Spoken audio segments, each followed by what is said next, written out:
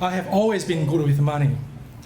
My first job was with Société Générale, the biggest French bank. I was making like $100,000 salary right out of school. And my job as a financial engineer was to design weather-related insurance product for the US farm market. That was a flop because American farmers do not need a French insurance designed by a Chinese guy. But the software program I created to evaluate these weather deals get the attention of PG&E National Energy Group. And the next thing I know, I'm working for them as head of their weather derivative desk in Bethesda.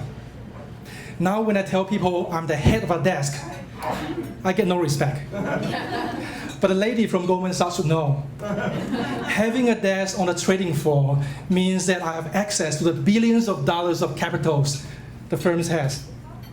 And then I can do millions upon millions of dollars of trades with little oversight. And the best of all, I get to share 20% of all profits I made.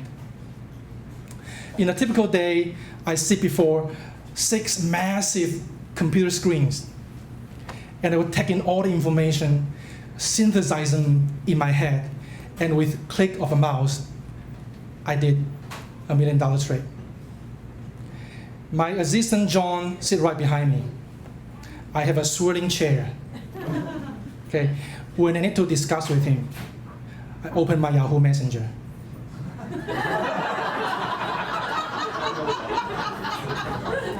This is a perfect job for me.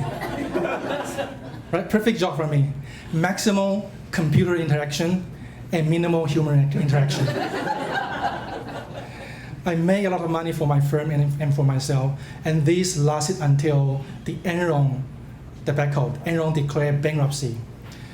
And then I was laid off for the firm with a huge severance package. I used the money to start a hedge fund. I named it after myself, MZ Capital Management. Right after the Enron debacle, Congress passed Sarbanes-Oxley Act, which required company insider to report their insider trades to SEC within a day electronically. I create a program to query the SEC database in real time, so I get the information ahead of anybody else. For example, if the CEO of IBM bought 10,000 shares of IBM stocks, my program will send a text alert to my cell phone. I will call my broker to follow the trade. Just like that, I was making 20% return every month while sitting half naked on the beach in Florida. Just like that. Money couldn't come easier than that. But easy money did not make me happy.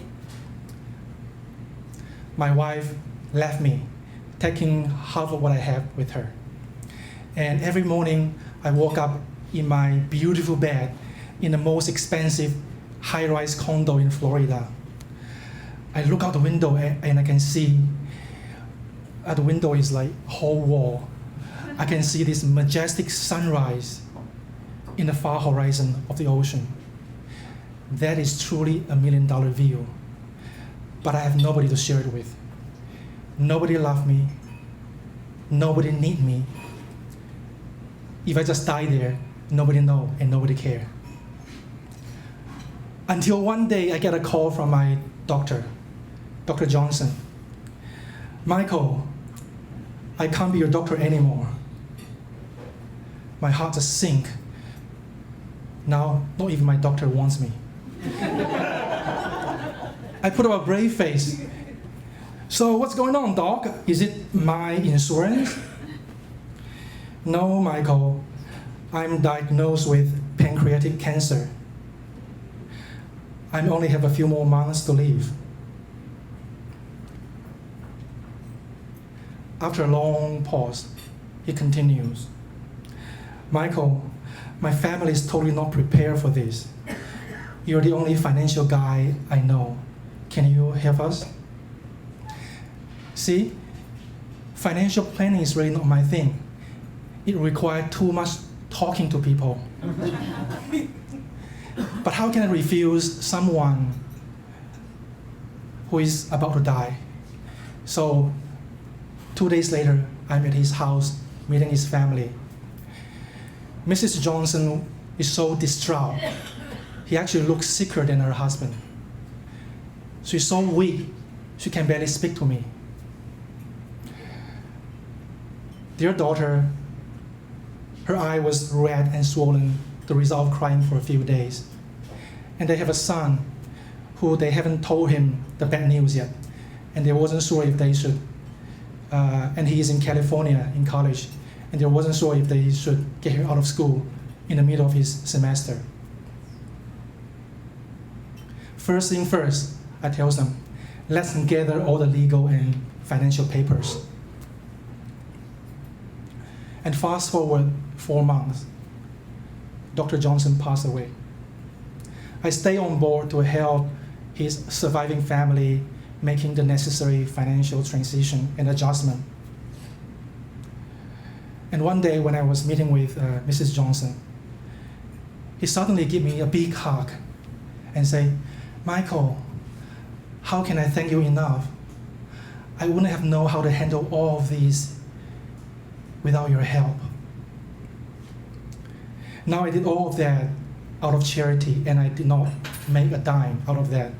But at the moment I realized I make a big difference in their life.